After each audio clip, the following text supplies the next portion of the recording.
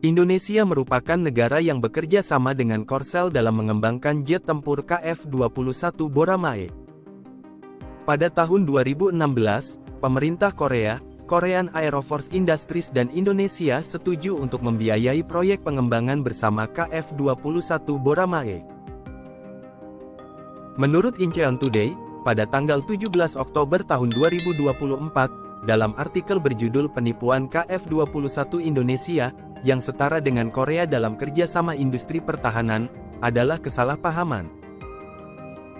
Awalnya Korsel melakukan pembagian pengembangan bersama KF-21 Boramae masing-masing sebesar 60%, 20%, dan 20%.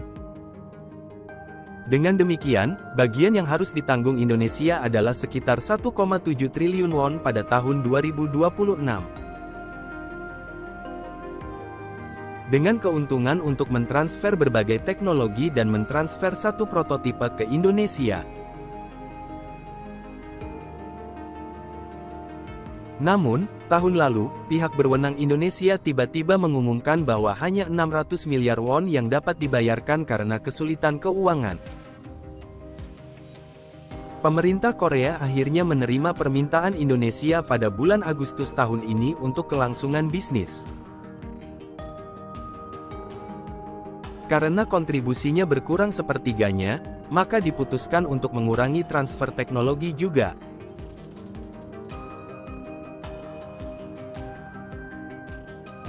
Meski demikian, Indonesia saat ini dianggap masih sebagai mitra resmi Korea Selatan dalam pengembangan jet tempur KF-21 Boramae dengan Korsel.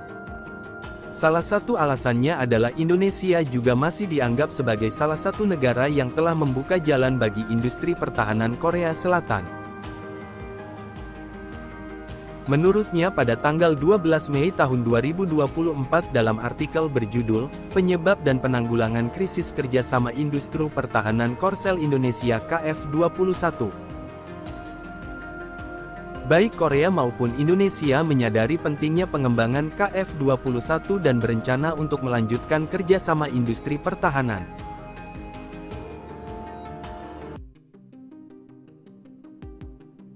Presiden Prabowo dan pemerintah Indonesia masih mempunyai keinginan untuk memperkuat kerjasama industri pertahanan.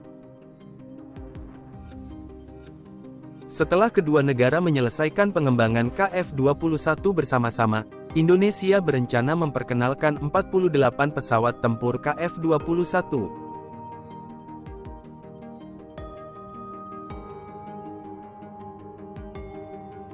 Kedua negara memperluas kerjasama tidak hanya di bidang KF-21 tetapi juga di berbagai bidang industri pertahanan, termasuk kapal selam dan helikopter.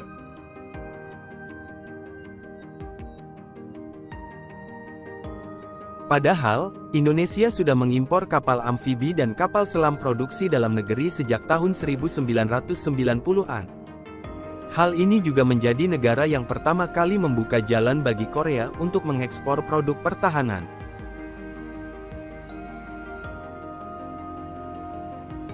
Penjabat Duta Besar Park Soo-deok dari Kedutaan Besar Korea di Indonesia mengatakan, Korea dan Indonesia memiliki hubungan kerjasama yang penting di mana mereka dapat saling memperkuat kemampuan teknologi melalui kerjasama industri pertahanan. Indonesia memiliki pesawat latih dalam negeri KT-1 dan pesawat latih canggih. Indonesia merupakan negara pertama yang membeli T-50, katanya.